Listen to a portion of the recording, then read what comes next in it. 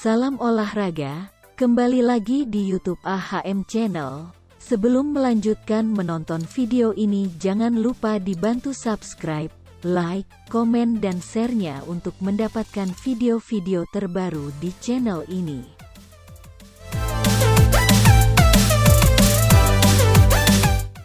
Info belum adanya kejelasan terkait dengan striker asing yang akan menjadi ujung tombak PSM Makassar pada AFC Cup dan Liga 1 2022 mendatang memunculkan banyak tanda tanya. Ada dua nama lain yang juga bisa jadi alternatif jika PSM Makassar butuh juru gedor. Salah satunya adalah Bruno Cantanhede yang merupakan mantan striker Persib Bandung. Bersama Maung Bandung, Bruno bermain 15 kali dan catatkan 5 gol.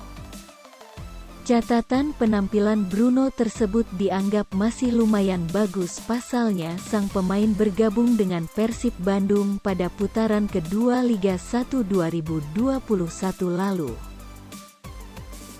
Nama lain yang juga punya potensi adalah Harry Sawyer. Pemain berusia 25 tahun itu pernah berkostum klub Hong Kong, Taipo musim tahun 2018 sampai tahun 2019. Pihak manajemen PSM Makassar sendiri mengaku telah mengajukan sejumlah nama calon pemain asing ke pelatih kepala Bernardo Tavares. Media Officer PSM Makassar, Sulaiman Abdul Karim dalam keterangannya kepada media membenarkan bahwa pihak jajaran petinggi klub telah menyepakati beberapa nama untuk diusulkan ke pelatih.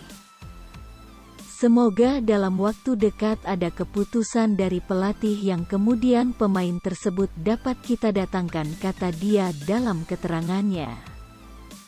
Pada intinya mengenai pemain asing nanti pelatih yang menentukan.